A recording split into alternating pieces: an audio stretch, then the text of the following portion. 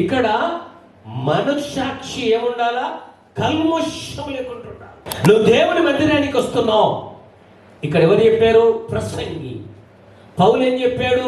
ఆయన శరీరం రక్తం తింటున్నావు కనుక నీకు రోగం వ్యాధి రాకుండా ఉండాలంటే, 1 సంవత్సరం బతకాలంటే నీవు జాగ్రత్తగా. తల్లిదండ్రులు మనము మన పిల్లలను ఆశీర్వదించాలి. బైబిల్ చెప్తుంది, దేవుడు మనుషుల దయ వలన దేవుని దయ వలన పెరిగి పెద్దవాడాయను. మన నోటిలో నుండి మాటలు, మన నోటిలో నుండి ఆశీర్వాదం మన పిల్లలకు వస్తుంది. Praise God. ఎందుకు తెలుసా?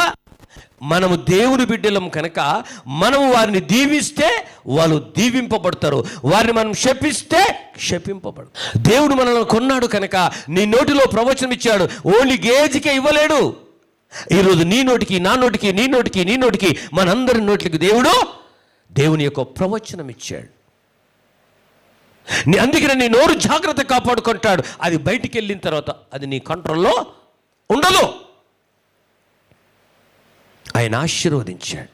ఆశీర్వాదము యాకోబుకి వచ్చింది, ఏశావుకు కూడా వచ్చింది. పిల్లలారా, మీ తల్లిదండ్రుల కోపము రేపకూడని బైబిల్లో ఉంది. పిల్లలు తల్లిదండ్రుల కోపం లేపొద్దు, తల్లిదండ్రులకు లోబడాలా, తల్లిదండ్రులు తన పిల్లలను దీవించాలా. ఇది దేవుని యొక్క వాక్యం చెప్తుంది.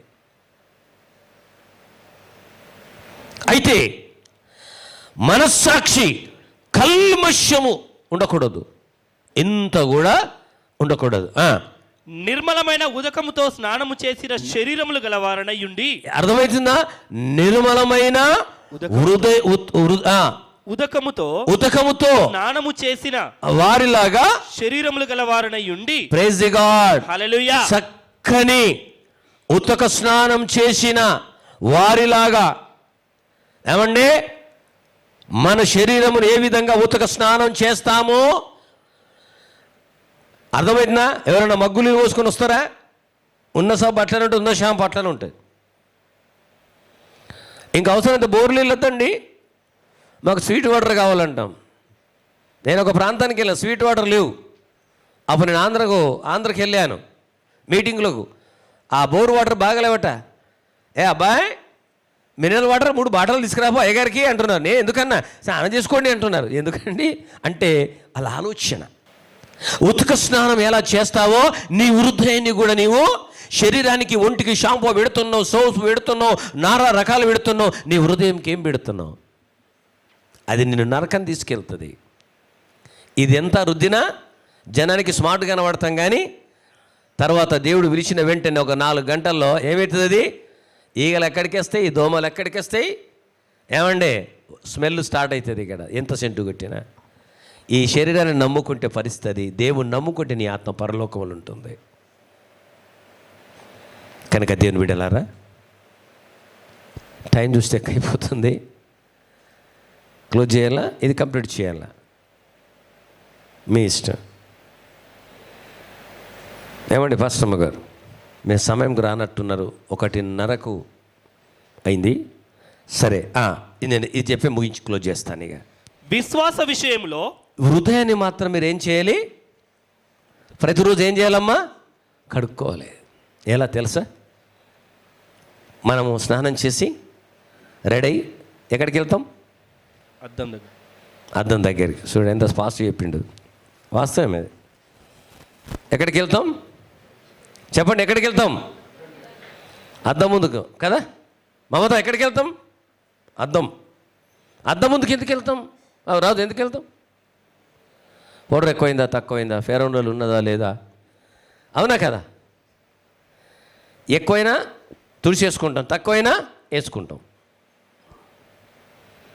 అది కంపల్సరీ. మరి నీ హృదయమును ఏం చేస్తున్నావు?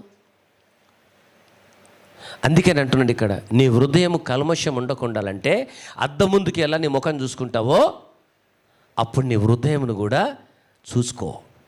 నేను ఇతరులతో సమాధానం ఉన్నానా? నేను ఇతరులను తిట్టానా? నేను ఇతరులతో స్నేహంగా ఉన్నానా? నేను ఏ విధంగా ఉన్నాను? బల్లగలపండి బాబు. ఇది చాలా ఇంపార్టెంట్. ఇది చెయ్యకపోతే నువ్వు దేవుని దగ్గర ఏ ప్రార్థన చేసినా పరలోకము వెళ్ళదు. కమాన్ రీడ్. విశ్వాస విషయంలో సంపూర్ణ నిశ్చయత కలిగి, ఇంకోండి, విశ్వాసములు ఎట్లుండాలా? సంపూర్ణ నిశ్చయత కలిగి ఉండాలా. యథార్థమైన హృదయముతో, ఏముండాలా? యథార్థమైన హృదయం. Praise God. గుర్తుపెట్టుకోండి. మనము దేవుని సన్నిధానమునకు చేరుదము. హల్లెలూయా. హల్లెలూయా. ఇందులో 25 వచనాల వరకు గొప్ప యాజకుడు మనకున్నాడు దేవుడు. నంబర్ 1. నంబర్ 2, మనం ప్రోక్షింపబడిన వారము. మన హృదయములు చాలా ఇస్సోపుతో కడిగినట్లుండాలి. 3వది, నిర్మలమైన ఉతక స్నానం మనము చేయాలి. సంపూర్ణ విశ్వాసం ఉండాలి. యథార్థత హృదయం ఉండాలి. దేవుడు సన్నిధికి యథార్థ హృదయంతో మంచి ప్రవణతతో రావాలి. 2వది, దేవుని ఆరాధన. కింది వచనములు చూద్దాం. ఇక ఏముంటుందో చదువు. వాగ్దానము చేసిన వాడు నమ్మదగిన వాడు గనుక. Praise God. హల్లెలూయా. యాకోబును ఆశీర్వదించని వాగ్దానం చేసిండా చేయలేదా? ఈరోజు మనకు చేసిండా చేయలేడా? అసలు మనము ఆ వంశమే కదా, అవునా? మరి మనకు వాగ్దానం పనిస్తుందా పనియదా? కరెంట్ వచ్చింది కదా, లైట్లను వేసేయండి, ఏమున్నాయి, ఫ్యాన్లు వేసేయండి. బాగా ఆలోచించండి. మన మీద వాగ్దానం ఉన్నది. ఈ వాగ్దానం మన పిల్లలకు ఉంది కనుక మనం ఇవన్నీ చేసినప్పుడు దేవుడు మనలను బ్లెస్ చేస్తాడు. Praise God. హల్లెలూయా. చదివేసాయి.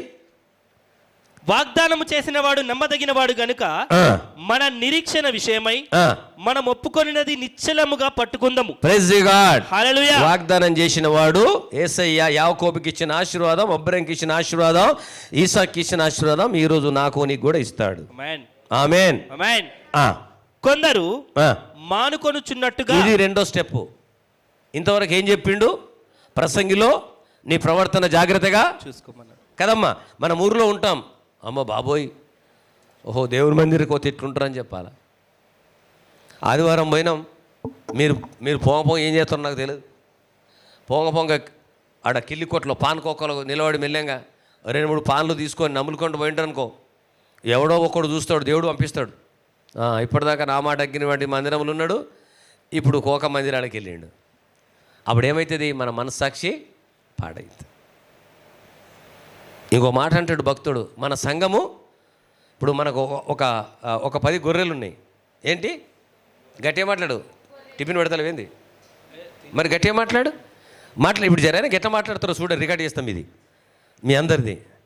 మనకు 10 గొర్రెలు ఉన్నాయి. అది ఎక్కువ డెవలప్ కావాలంటే ఏం చేయాలా? ఇప్పుడు 10 గొర్రెలు 100-200 కావాలంటే ఏం కావాలా? వాటికి మంచి ఆహారం పెడితే కదా వాటికి పిల్లలైనప్పుడు 10కి 20, 20, 30 ఎదుగుతుంది. మనకేం పేరు పెట్టాడు దేవుడు? గొర్రెలు. నేను గొర్రెల కాపరిని, మీరంతా గొర్రెలు. మరి మనకు నూతన ఆత్మలు కావాలంటే ఏం చేయాలి? ఆ గొర్రెల ప్రకారము మనము నూతన బిడ్డలను మీరే కనాలి. అంటే అర్థమైంది, మీరే తీసుకొని రావాలి. అప్పుడు మన సంఘం డెవలప్ అవుతుంది. అయ్యగారు కాదు, దేవుడు కాదు, అయ్యగారు కాదు. ఒక గొర్రె ఒక 10 ఆత్మలను తీసుకొని వస్తే ఆటోమేటిక్గా మనం బైపాస్కి వెళ్ళిపోతాం. దేవుడు ఏమంటుండే తెలుసా? ఒకప్పుడు ఇది ఖాళీ ఉంటున్నది, ఒకప్పుడు ఫుల్ అవుతుంది, బైపాస్కి ఏం చెప్తామంటున్నాడు. మీ అందరిని అడుగుతున్నాడు. మనం కావాలని ప్రార్థన చేస్తున్నాం కదా, 3 లక్షల ఆత్మలు ప్రార్థన చేస్తున్నాం కదా. మరి ఇదే ఫుల్ నిండకుండా అయితే ఇప్పుడు నిండినప్పుడు కదా బయటకు పోయేది. ఇప్పుడు మన ఇంట్లో ఇల్లు చిన్నగా ఉన్నది, పెద్దోడికి చిన్నోడు పెళ్ళయింది, పిల్లలు ఏం చేస్తాం? ఇల్లు అప్పుడు ఇంకొక ఇంటికి వెళ్తాం. ఇద్దరే ఉన్నాక ఏం చేసుకుంటాం? ఇల్లు. సంఘము దైవ సేవకుల మీద పెట్టలే. దైవ సేవకుడు పాస్టరయ్య పిల్లలు మీ మీద కూడా పెట్టిండు. మంద డెవలప్ కావాలంటే ఆ గొర్రెలు చక్కని పిల్లలను కనాలి. మన ఆత్మలు ఎదగాలంటే మీరు చక్కని వారికి వాక్యం చెప్పి సాక్ష్యం చెప్పి తీసుకొని రావాలి. అయితే ఇక్కడ మాట చెప్పిండు, మనమే ఆ మార్గంలో నడవకపోతే సంఘం డెవలప్ కాదు. ఇవి నేను చెప్తలేని మాట మీరు వినండి. ఇక్కడ ఈ వాక్యం చెప్పి నేను ముగిస్తాను. కొందరు మానుకొనుచున్నట్టుగా, చూడండి నేను అంటలేదు, మీరు అండర్గండ్ చేసుకోండి, కొందరు మానుకొనుచున్నట్లుగా సమాజముగా కూరుట మానక. Praise the God. హల్లెలూయా. సమాజం అంటే ఏంది? ఆదివారం ఆరాధనలు. కొందరు మానుకున్నట్లు 6 రోజులు పని చేసుకోండి, పెళ్లిళ్ళున్నా పేరెంటలున్నా ఏమున్నా సమాజంగా కూడుట మానద్దని అపోస్తలున్న పౌలు చెప్తున్నాడు. దేవుడు చెప్పిన మాటలు బట్టి 6 days నిస్తారమైన పని చేసుకో, కానీ సమాజంగా మానినట్లు నువ్వు మానకు. ఒకరినొకడు హెచ్చరించుచు ఆ దినము సమీపించుట మీరు ఒకరు హెచ్చరించడం ఏంటో తెలుసా? ఈ రోజు మందిరానికి రాని వాళ్ళకు ఫోన్ ఎవరు చేయాలా? మీరే చేయాలా. ఆ గొర్రె తప్పిపోయింది, ఈ గొర్రె ఫోన్ చేయాలా? ఏమైనా పాసల గొర్రెనే చేయాలా? మీ బాధ్యత కాదా? దేవుడు మిమ్మల్ని అడుగుతాడు, అన్నీ అడుగుతారు. కానీ ఈ ఆత్మల విషయంలో భారం ఉండాలద్దా? ఒక్కళ్ళు ఒక 10 మంది తీసుకురండి, ఒక్కళ్ళు 5 తీసుకురండి. అది మిమ్మల్ని అడుగుతాడు ఒక రోజు. మీ ఆస్తి దేవుడు మీకు ఇచ్చిందే, కానీ నువ్వు బాత్మీసం, మారు మనసు బాత్మీసం పొందినావు కదా, నువ్వు ఎన్ని ఆత్మలను తీసుకొని వచ్చినావు అని అడుగుతారు. ఏం ఆన్సర్ చెప్తారు? అయితే సమాజంగా కూడుట మానొద్దు, మాన్య వాళ్ళను హెచ్చరించమంటున్నాడు. ఇమ్మీడియట్ ఇంటికి వెళ్ళి ఈరోజు ఏం చేయాలా? రాని వాళ్ళకు ఫోన్ చేయాలి. నేను చేయనా?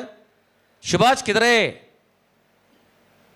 మేడం కిదరే, అవును ఫోన్ చేస్తాను నేను కదా, ప్రతి వారికి ఫోన్ చేస్తాను నేను తగ్గించుకుంటాను. మీ దగ్గర ఫోన్లు లేవా? అది అయ్యగారు అమ్మగారు బాధ్యత కాదు, మీ సంఘం కూడా బాధ్యత. నువ్వు ఒక 10 ఆత్మలను సంపాదించినావు అనుకో, నీ పరలోకంలో స్థానం వేరుంటుంది.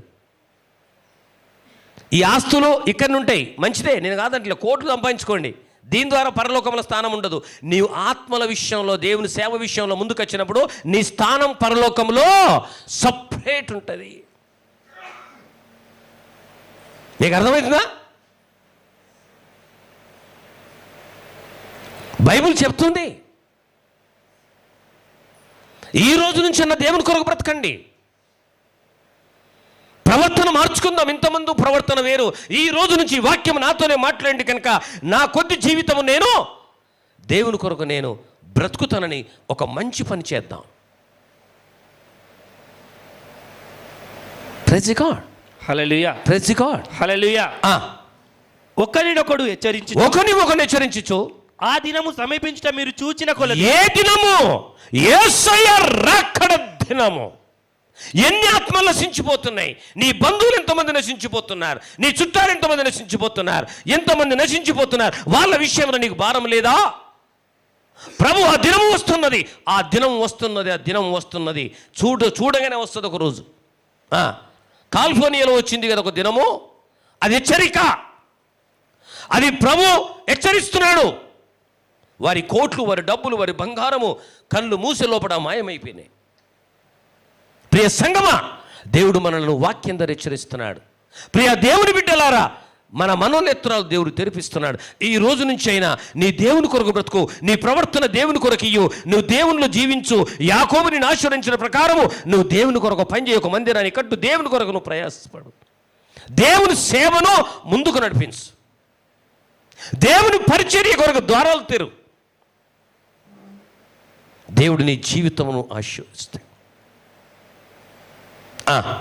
మరి ఎక్కువగా అలాగు చేయుచు ప్రేమ చూపుటకును సత్కార్యములు చేయుటకును ఒకరినొకడు పురికొల్పవలెనని ఆలోచింతము. అంత లేసిన సమయం యాక్చువల్గా ఎక్కువైపోయింది. నేను చెప్పేది చాలా ఉంది, మళ్ళవరం చెప్పుకుందాం. ఒక్కసారి లేచి నిలబడండి, ఎందుకంటే సమయపాలన చేయడం కూడా చాలా అవసరం. ఎవరన్నా బస్సు వెళ్ళిపోయే టైం ఉందనుకో, వాక్యం అర్థం కాదు కదా, అయ్యో బస్సు వెళ్ళిపోతుందని. ప్లీజ్ మీరంతా లేచి నిలబడండి ఒకసారి. ఈ వాక్యము ప్రభు మనందరితో మాట్లాడుతున్నాడు. అమ్మ, ఎవరు కళ్ళు తెరవద్దు, అందరు కళ్ళు మూసుకోండి. ఒక్క నిమిషంలే ఇక్కడ ఒక మాట చెప్పాడు. యేసుక్రీస్తు వారు వస్తున్నాడు. కాలిఫోర్నియాలో కూడా ఆ హెచ్చరిక అదే. ప్రపంచంలో మహాధనవంతులు వాళ్ళు, మిలియోన్స్ లక్షల కోట్లు, వాళ్ళ సంపదనంతా కాలిపోయింది. సూపర్ స్టార్స్ ఏమండి వాళ్ళు వస్తుంటే లక్షల మంది వాళ్ళ కొరకు లైన్ పట్టారు, కానీ వాళ్ళ గృహాన్ని వాళ్ళు పడుకోలేకపోయారు. సినిమాలో ఫైట్ చేశారు, మనం చూసి ఆనందించాం, ఓటు సంపాదించారు, కానీ తన కుటుంబాన్ని కాపాడుకోలేదు. ఎందుకో తెలుసా? నీ కుటుంబం నా కుటుంబము, నా జీవితం నీ జీవితం దేవుని చేతిలో ఉంది. ఈ రోజన్న కళ్ళు తెరవండి, దేవుని కొరకు బ్రతకండి, పరలోకమనే ధనం సమకూర్చుకోండి, పరలోకముల స్థానం సంపాదించుకోండి. అది ప్రభు చెప్తున్నాడు. నువ్వు దేవుని మందిరానికి వెళ్ళే ముందు నీ ప్రవర్తనను జాగ్రత్తగా చూసుకో. అన్యులు అర్పించినట్టు బలు అర్పించకు, అన్యులాగా నువ్వు వెళ్ళకు. ఈ రోజైనా నీ జీవితంలో మార్పు తెచ్చుకో. దేవుడు తన వాక్కు ద్వారా మనకు హెచ్చరిస్తున్నాడు. నీ ప్రవర్తన బాగుంటే నీకు స్వస్థత కలుగుతుంది, నీకు ఆరోగ్యం కలుగుతుంది, నీ కుటుంబం ఆశీర్వదింపబడుతుంది, నీ ఇంట్లో శాంతి సమాధానము దేవుడు దయచేస్తాడు. ఒకసారి నీ మనోనేత్ర తెలిసి ప్రభువైపు నీ హృదయం